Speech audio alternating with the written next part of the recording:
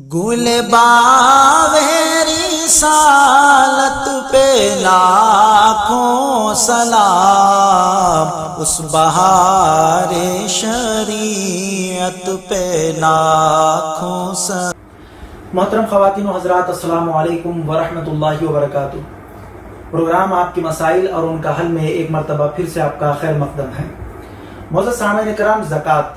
زکوٰۃ کیا ہے؟ زکوٰۃ اسلام کے فرائض میں سے یعنی عبادات کے لحاظ سے چوتھا فرض ہے۔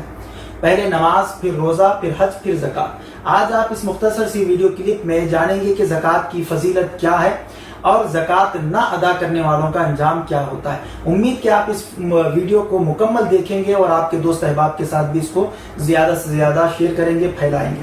معزز سامعین کرام، زکوٰۃ کے متعلق قرآن حکیم میں اللہ تبارک و تعالیٰ نے جگہ جگہ پر تاکید بھی فرمائی اور جگہ جگہ پر زکوٰۃ ادا کرنے والوں کے لیے خوشخبری بھی فرمائی۔ زکوٰۃ ایک ہے، اس مسئلے کو بھی سماعت فرما لیں کہ ایک ہے زکوٰۃ نہ ادا کرنا اور ایک ہے زکوٰۃ کا انکار کر دینا۔ زکوٰۃ کا انکار کرنا اس لیے کہ زکوٰۃ کی فرضیت قرآن سے بھی موجود ہے اور زکوٰۃ کی فرضیت احادیث مبارکہ سے بھی ہمیں ملتی ہے۔ تو ایک انسان ہے جو زکوٰۃ ادا نہیں کرتا، یعنی کہ وہ ہے تو صحیح، اس کے پاس مال بھی ہے، اس کے پاس اللہ تبارک و تعالیٰ کا دیا ہوا سب کچھ ہے، وہ صاحب نصاب ہے، لیکن وہ پھر بھی زکوٰۃ ادا نہیں کرتا۔ تو زکوٰۃ نہ ادا کرنا یہ گناہ ہے اور سخت سے سخت سزا کا مرتکب ہے۔ لیکن زکوٰۃ کا انکار کر دینا، یہ کہنا کہ میں زکوٰۃ کو مانتا ہی نہیں ہے، یہ تو ایک ٹیکس کی طرح ہے، اس کا انکار کر دیتا ہے۔ معاذ اللہ، اگر کوئی بندہ انکار کر دے زکوٰۃ کا، یہ کہہ دے کہ میں اس کو مانتا ہی نہیں، تو پھر وہ انسان گناہگار نہیں بلکہ اسلام کے دائرے سے خارج ہو جاتا ہے۔ اگر وہ شادی شدہ ہے تو اس کی بیوی اس کے نکاح سے نکل جاتی ہے۔ یعنی زکوٰۃ نہ ادا کرنا یہ گناہ اور زکوٰۃ کا انکار کر دینا یہ کفر ہے۔ تو اس لیے اس معاملے میں بہت احتیاط رکھیں۔ اگر اللہ تبارک و تعالیٰ نے آپ کو دیا ہے تو ضرور زکوٰۃ ادا کریں۔ معزز سامعین کرام، اب آئیے قرآن حکیم میں ہم دیکھتے ہیں کہ اللہ تبارک و تعالیٰ نے زکوٰۃ کی فضیلت کو کس طریقے سے بیان فرمایا ہے۔ اور جب آپ انشاءاللہ تبارک و تعالیٰ اس کلپ کو پورا مکمل دیکھیں گے تو انشاءاللہ تبارک و تعالیٰ آپ کے دل میں بھی یہ محبت اور یہ شوق اور یہ جذبہ پیدا ہوگا کہ اللہ تبارک و تعالیٰ ہمیں بھی مال عطا فرمائے اور ہم بھی اس کی راہ میں خرچ کرتے رہیں۔ سب سے پہلے قرآن حکیم کی آیتوں کو ہم لیتے ہیں۔ اللہ تبارک و تعالیٰ قرآن حکیم میں ایک جگہ ارشاد فرماتا ہے کہ خذ من اموالہم صدقۃ تطہرہم وتزکیہم بہا، ان کے مالوں میں سے صدقہ لو، اس کی وجہ سے انہیں پاک اور ستھرا بنا دو۔ معزز سامعین کرام، جیسے کہ آپ نے سنا ہوگا کہ زکوٰۃ جو ہے وہ مال کا میل ہوتا ہے اور جتنا اسے نکال دیا جائے وہ اتنا پاک ہوتا ہے۔ آپ دیکھیں، ایک مثال آپ کو دے دوں میں، ایک جگہ پر پانی ٹھہرا ہوا ہے کئی دنوں سے، نہ اس میں سے کوئی نکال رہا ہے نہ اس میں سے کوئی استعمال کر رہا ہے، ایک ہی جگہ وہ پانی جو ہے نا ٹھہرا ہوا ہے۔ اب وہ پانی ایک جگہ ٹھہرنے کی وجہ سے اس کے اندر جراثیم پیدا ہوتے ہیں،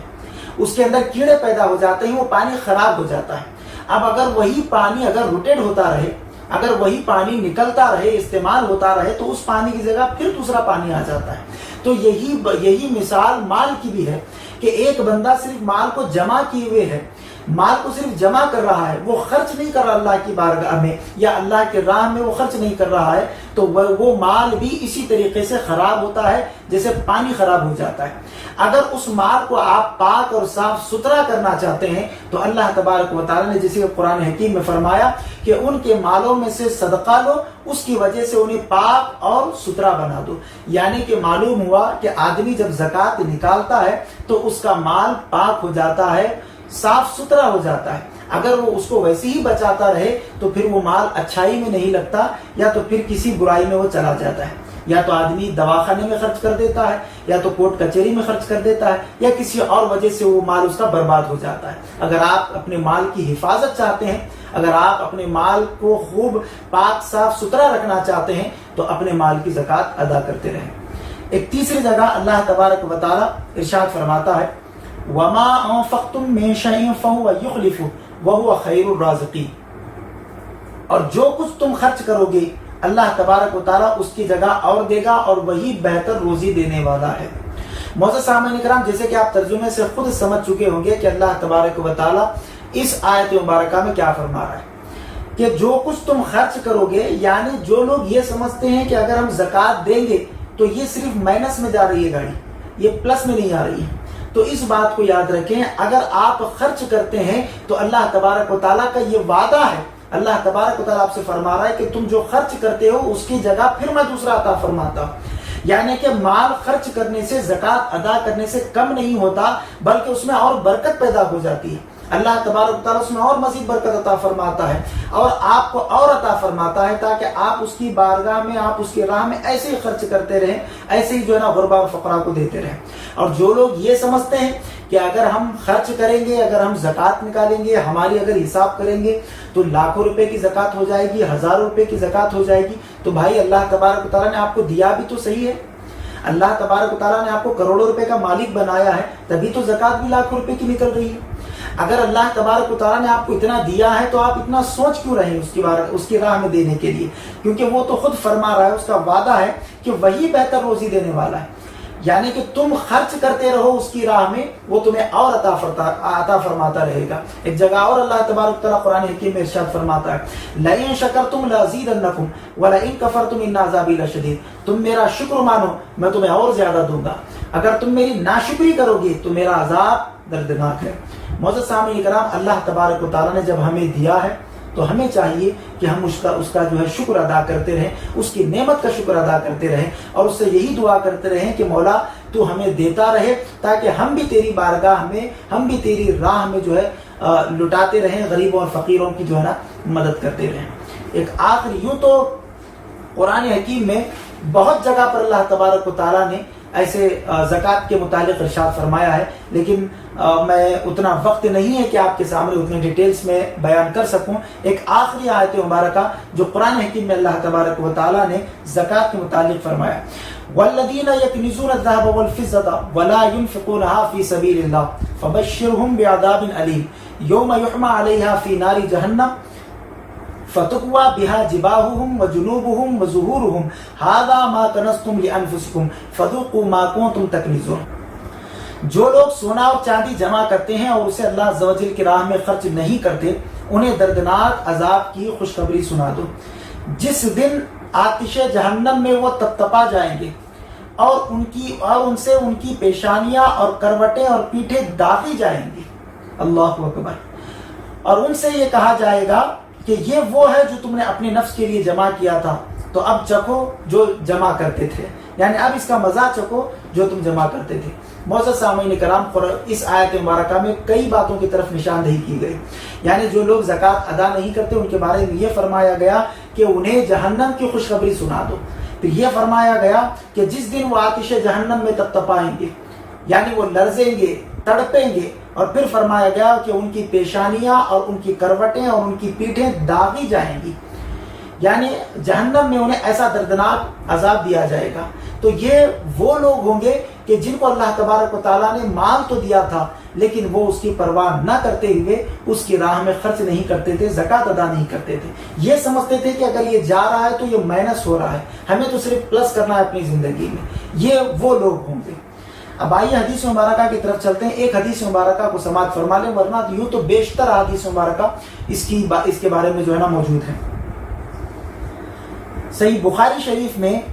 حضور صلی اللہ تعالیٰ علیہ وسلم نے ارشاد فرمایا، حضرت ابو ہریرہ رضی اللہ تعالیٰ سے مروی ہے کہ رسول اللہ صلی اللہ تعالیٰ علیہ وسلم ارشاد فرماتے ہیں، جس کو اللہ تبارک و تعالیٰ مال دے اور وہ اس کی زکوٰۃ ادا نہ کرے تو وہ مال قیامت کے دن گنجے سانپ کی شکل و صورت میں اس کے سامنے حاضر ہوگا۔ یہ حدیث مبارکہ ہمیں کئی اور کتب احادیث میں ملتی ہے کہ ایک سانپ جو ہے ایک آدمی کے پیچھے دوڑتا رہے گا، وہ آدمی، مفہوم حدیث آپ کو بتا رہا ہوں، وہ آدمی بھاگتا رہے گا اس سانپ سے پیچھا چھڑانے کے لیے، وہ سانپ کہتا رہے گا کہ بھائی تم مجھ سے بھاگ کیوں رہا ہے، میں تو وہی تیرا مال ہوں جس کو تو تجوری میں چھپا کر رکھتا تھا، میں تیرا وہی مال ہوں جس کو جو ہے تو لوگوں کی نظروں سے چھپا کر اپنے سینے سے لگا کر رکھتا تھا، میں تیرا وہی مال ہوں جو تو نے جن کے حقوق مارے تھے، جن کے تو نے حقوق ادا نہیں کیے، میں تیرا وہی مال ہوں جسے تو اپنے گلے سے اپنے سینے سے لگا کر رکھتا تھا۔ آج کیا محبت کم ہو گئی کہ تو مجھ سے اتنا بھاگ رہا ہے؟ وہ پریشان ہو جائے گا، کیوں؟ وہ مال تو اسے نظر نہیں آ رہا، بلکہ ایک سانپ، گنجا سانپ جو ہے अजदहा सांप की शक्ल में उसे सांप नजर आ रहा है, तो वो भागता रहेगा, फिर यहाँ तक कि हद ये हो जाएगी वो सांप उसको पकड़ लेगा। फिर एक रिवायत के मुताबिक वो सांप जो है उसके गले में फांसी के फंदे की तरह जो है ना उसके गले में जाकर बैठ जाएगा। इस तरीके की कई रिवायतें हमें मिलती है जो ज़कात ना अदा करने वालों के मुतालिक हुजूर सल्लल्लाहु अलैहि वसल्लम ने बयान फरमाया। तो मोअज़्ज़ज़ सामईन कराम, इस गुफ्तगू से आपने यही अंदाज़ा लगाया भी होगा कि मैं क्या बताना चाह रहा हूँ कि अगर अल्लाह तबारक व तआला ने आपको